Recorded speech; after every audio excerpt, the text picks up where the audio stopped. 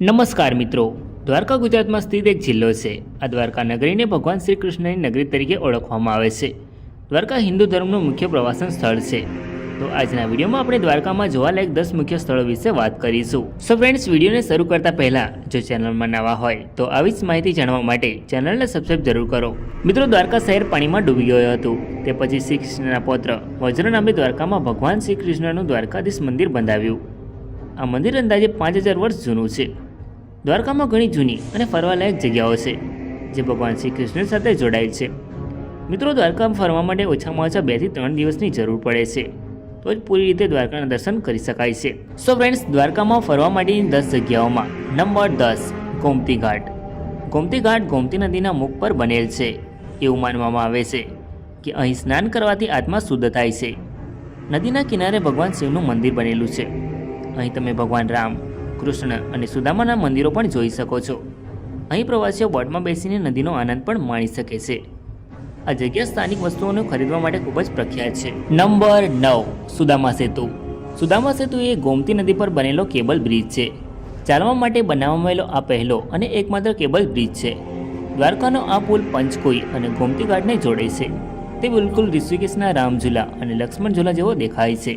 દ્વારકાનો આ પુલ અહીં પ્રવાસીઓની મુસાફરીને સુરક્ષિત અને સરળ બનાવે છે. નંબર 8 શ્રી ભડકેશ્વર મહાદેવ મંદિર. આ પવિત્ર મંદિર સમુદ્રના વાદળી પાણીથી ઘેરાયેલું છે. આ મંદિર ભગવાન શિવને સમર્પિત છે.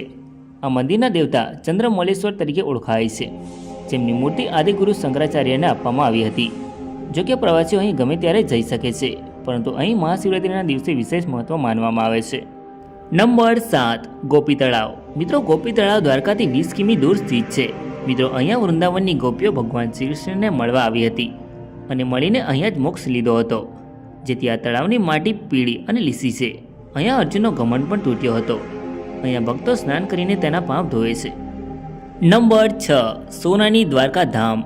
મિત્રો, ઓખાથી બેટ દ્વારકા જતા જ આ મંદિર જોવા મળે છે, જે સાચેતમાં સોનાની દ્વારકા જેવી લાગે છે, જેની અંદર ભગવાન શ્રી કૃષ્ણની લીલાઓ વર્ણવતા સ્ટેચ્યુઓ જોઈ શકાય છે. નંબર 5 રૂકમણી દેવી મંદિર. મિત્રો, દ્વારકાનું આ પ્રસિદ્ધ મંદિર ભગવાન શ્રી કૃષ્ણની પત્ની રૂકમણીને સમર્પિત છે. આ મંદિર દ્વારકા મંદિરથી 2 કિમી દૂર સ્થિત છે. કથા અનુસાર રૂકમણીને ઋષિ દુર્વાસાએ પોતાના પતિથી અલગ થવાનો શ્રાપ આપ્યો હતો, જેના કારણે આ મંદિર દ્વારકાથી થોડે દૂર છે. નંબર 4 નાગેશ્વર જ્યોતિર્લિંગ. મિત્રો, આ જ્યોતિર્લિંગ ભગવાન શિવના 12 જ્યોતિર્લિંગોમાંનું 10મું છે, જે ગુજરાતમાં સ્થિત 2 જ્યોતિર્લિંગોમાંનું એક છે. પ્રથમ સોમનાથ જ્યોતિર્લિંગ અને બીજું નાગેશ્વર, બંને ગુજરાતમાં આવેલા છે. ભગવાન શિવનું આ મંદિર દ્વારકાથી 25 કિમી દૂર આવેલું છે. આ મંદિર દ્વારકાથી બેટ દ્વારકા જવાના માર્ગ પર આવે છે. અહીં તમે ભગવાન શિવની વિશાળ પ્રતિમા પણ જોઈ શકો છો, જે 125 ફૂટ ઊંચી છે. નંબર 3 બેટ દ્વારકા. બેટ દ્વારકા જવા માટે ઓખા બંદરથી હોડીમાં બેસીને જઈ શકાય છે. હાલના સમયમાં સિગ્નેચર બ્રિજ પર રહીને પણ બેટ દ્વારકા જઈ શકાય છે. આ યાત્રા 5 કિલોમીટરની છે. બેટ દ્વારકામાં ભગવાન કૃષ્ણના 5000 વર્ષ જૂનું મંદિર છે, જેના ગર્ભગૃહમાં સ્થિત મૂર્તિનું નિર્માણ રૂકમણી દેવીએ કર્યું હતું. Number 2 Shivrajpur beach.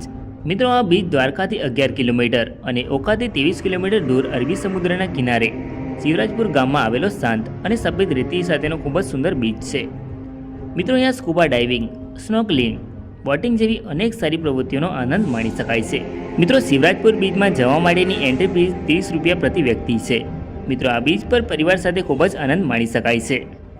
Number 1 Dwarkadhish મંદિર. આ મંદિર દ્વારકાનું મુખ્ય મંદિર છે. તે દ્વારકાનું સૌથી મહત્વનું સ્થાન પણ છે, જે જગત મંદિર તરીકે પણ ઓળખાય છે. કથાઓ અનુસાર આ મંદિર લગભગ 2500 વર્ષ જૂનું છે, જેનું નિર્માણ ભગવાન કૃષ્ણના પૌત્ર વજ્રનાભે કરાવ્યું હતું. આ મંદિર નરમ ચૂનાના પથ્થરથી બનેલું છે અને તેમાં 2 દરવાજા છે, જેને સ્વર્ગદ્વાર અને મોક્ષ દ્વાર કહેવામાં આવે છે. મિત્રો, આ મંદિર સવારે 7 થી 9:30 અને સાંજે 5 થી 9 સુધી ખુલ્લું રહે છે. સો ફ્રેન્ડ્સ, આઈ હોપ કે તમને આ દ્વારકાની 10 જગ્યાઓનો વિડીયો ગમ્યો હોય તો વિડીયોને લાઈક જરૂર કરો અને કમેન્ટમાં જય દ્વારકાધીશ જરૂર લખો.